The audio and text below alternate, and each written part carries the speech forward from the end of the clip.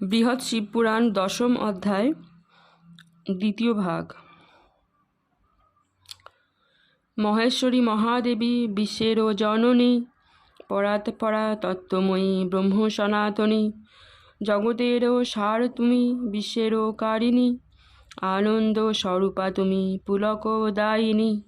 সকলেরও বীজ তুমি, পরমা ঈশ্বরী, সবার প্রধানা তুমি, জগত ঈশ্বরী।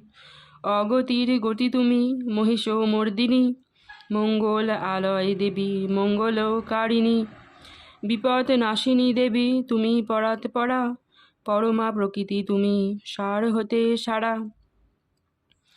অখিলেরও গতি তুমি, আদিমা শকতি, মহামায়া সর্বেশ্বরী, সর্বভূতে গতি।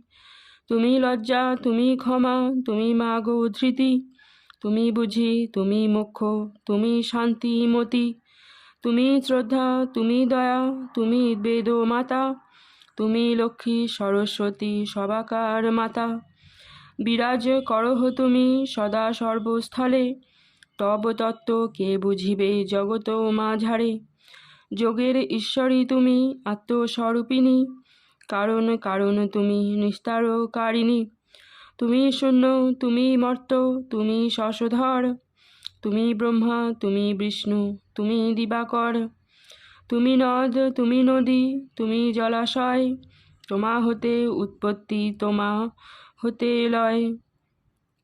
কিবা সুখ কিবা দুঃখ তুমি কারণ, রক্ষ রক্ষ দেবগণে ধরি গো চরণ। ত্রিগুণ অতীত তুমি, জগত পালিনী, তত্ত্বময়ী ওগো তারা, তোমারে নমামি। জগত মোহিনী তুমি, সর্বমায়াময়, তোমা হতে হয় মাত ভব ভয় ক্ষয়। হৈমবতী হরজায়া, বিশ্বেরও ঈশ্বরী, প্রকৃতিরূপিণী মাত তুমি, যজ্ঞেশ্বরী। বিশ্বের হইল সৃষ্টি তোমার হইতে, বিশ্বের পালন লয় তোমা হতে। ব্রহ্মময়ী শক্তিরূপা, পরমা রূপিণী, শঙ্করী শিবানী মাত, জগত জননী। নমস্কার নমস্কার পুনঃ নমস্কার, পুনঃ পুনঃ নতি করি চরণে তোমার। এইরূপ স্তব বাক্য করিয়া শ্রবণ, কন্যারূপে দেবী আসি দিলেন দর্শন। কন্যারে দেখিয়া যত অমর নিকর, নমস্কার করে তার চরণ উপর। কহে দেবী নমস্কার তোমার চরণে, ভয় হতে রক্ষ মাত আমা সবাগণে। এতেক বচন কন্যা করিয়া শ্রবণ, কহিলেন শুনো শুনো যত দেবগণ। দুর্গার আদেশে আমি এসেছি হেথায়, তাহার আদেশে বলি শুনহ সবাই। করল তোমা সবে মিলি যত দেবগণ, বিল্ব বৃক্ষে যথাবিধি করহ বোধন। দেবীর উদ্দেশ্যে সবে বোধন করিলে, বোধিত হবেন তিনি কহিনু সবারে। বোধন করিয়া পরে যত দেবগণ, যথাবিধি দেবী পূজা করহ সাধন। বিধানে তাহার স্তব করিবে সকলে, কার্যসিদ্ধি হবে তাহে না যাবে বিফলে। রামের বাসনা সিদ্ধি হইবে নিশ্চয়, এত বলি কন্যা দেবী অন্তর্হিত হয়। তারপর পদ্মজনী দেবগণ শনে, উপনীত হন আসি মানব ভবনে। ভ্রমিতে ভ্রমিতে পার করেন দর্শন, বিল্ব বৃক্ষ এক স্থানে হতেছে শোভন।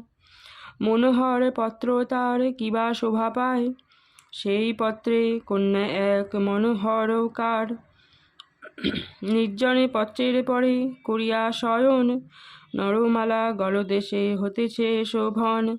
সুতপ্ত কাঞ্চন সব বরণ তাহার, ক্ষীণকোটি বিল্ল ওষ্ঠী সুচারু আকার।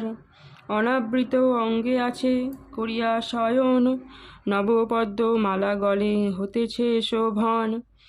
তাহারে দর্শন করি কমল আকার, চিত্রপুত্তলিকা সম বিস্মিত অন্তর। পুনরায় দেবগণ সহিত মিলিয়ে, স্তব আরম্ভিল ব্রহ্মা সানন্দ হৃদয়ে। জানি জানি তুমি মাতো অতি মায়াবিনী, মায়া করি ভূমিতলে এসেছ জননী।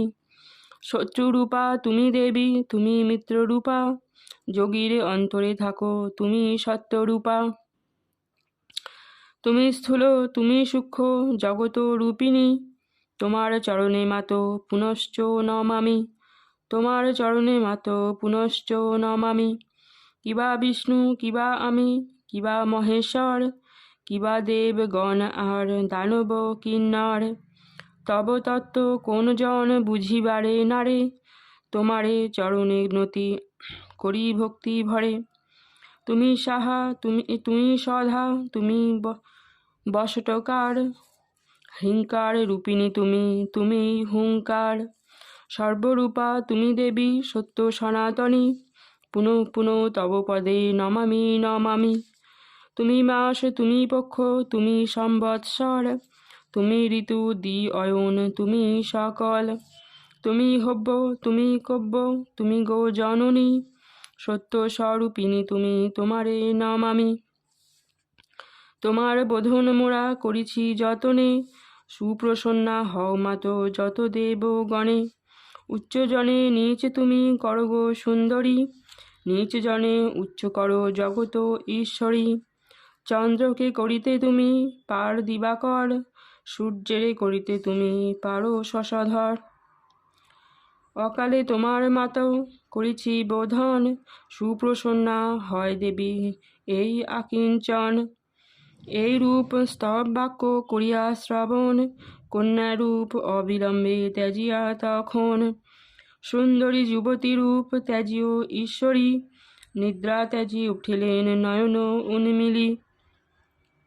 উগ্রচণ্ডা মূর্তি দেবী করিয়া ধারণ, দেবগণে সম্মধিয়া কহেন তখন। স্তবেতে সন্তুষ্ট আমি হয়েছি সবার, বর মাগো দেবগণ যাহা ইচ্ছা যার। এতেক বচন শুনি শুনি কমল আসন, দেবীরে সম্মধিকণ মধুর বচন। নিবেদন করি দেবী তোমার চরণে, সুপ্রসন্না হও মাতো যত দেবগণে। অকালেতে করিলাম তোমার বোধন, রামপরি অনুগ্রহ করো বিতরণ। যে রূপে নিহত হয় রাক্ষসের পতি, তাহার উপায় করো ওগো ভগবতী। অদ্য হতে আগামী নবমী যাবত, অর্চনা করিব তোমা যথাবিধি মতো। যাবত রাবণ নাহি হইবে নিধন, তাবত তোমার দেবী করিব পূজন। তারপর বিসর্জন করিব তোমারে, তখন যাইবে দেবী ইচ্ছামতো স্থলে। এই রূপে স্বর্গমর্ত পাতাল নগরে, সকলে পূজিবে তোমা অতি ভক্তি ভরে। যতদিন এই বিশ্ব থাকিবে জননী, ততদিন তব পূজা হবে সনাতনী। কৃষ্ণপক্ষ নবমীতে তোমার বোধন, যতনে করিবে সবে আমার বচন। এতেক বচন শুনি জগত জননী, ব্রহ্মারে সম্মধিকণ ওহে পদ্মজনী। যা বলিলে তাই হবে নাহি হবে আন, তোমার বাঞ্ছিত আমি করিব বিধান। বোধিত হইনু আমি রামের কারণে, শিবের আদেশ আছে জানিবে মনে। শিবের আদেশ ভিন্ন কিছু নাহি পারি, পরম পুরুষ শিব জগত কাণ্ডারি। তত্ত্বময় মহাজ্ঞানী দেব পঞ্চানন, তাহার আদেশ করি সতত পালন। রামের কারণে শিব সদাই চঞ্চল, রামহিত সাধিভারে নিয়ত তৎপর। বলিতেছি এবে যাহা করহ শ্রবণ, অদ্যরক্ষ কুম্ভকর্ণ হইবে নিধন। ত্রয়োদশী দিনে যুদ্ধ করিবে লক্ষণ, সেই যুদ্ধে অতিকায় ত্যাজিবে জীবন। চতুর্দশী দিনে যুদ্ধে যাইবে রাবণ, মেঘনাদ অমাবস্যা দিনেতে মরিবে। প্রতিপদে মকরাক্ষ হইবে নিধন, দ্বিতীয়াতে বহুবীর ত্যাজিবে জীবন। তারপর রামচন্দ্র দিব্য ধনু লয়ে, সপ্তমীতে রণমাঝে প্রবেশিবে গিয়ে। ঘটিবে অষ্টমীতে দারুণ সমর, রাম রাবণের যুদ্ধ অতি ঘোরতর।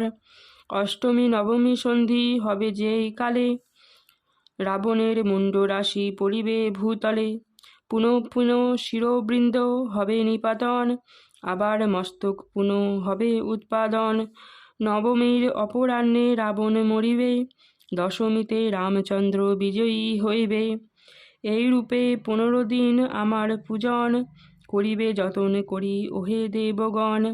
বিল্বমূলে মম পূজা করিয়া বিধানে, সপ্তমীতে গৃহে মোরে আনিবে যতনে। 3 দিন গৃহে মোরে করিবে পূজন, নানাবিধ ভক্ষ ভোজ্য করিবে অর্পণ।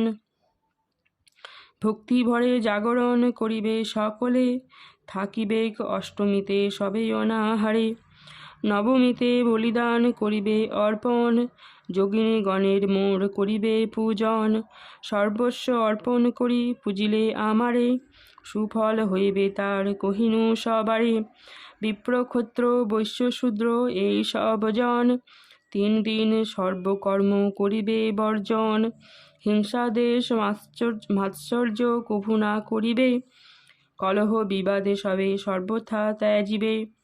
কোনো হেতু অপচয় যদি কিছু হয়, তাহে নাহি হবে কভু বিষণ্ণ হৃদয়। অধ্যয়ন কভু না করিবে, ক্রয় বিক্রয়াদি কার্য সর্বথা ত্যাজিবে। 3 দিন না করিবে অর্থ উপার্জন, কৃষিকার্য 3 দিন করিবে বর্জন। 3 দিন মহানন্দে করিবে গান, বিপ্রগণে ভোজ্য দ্রব্য করিবে প্রদান।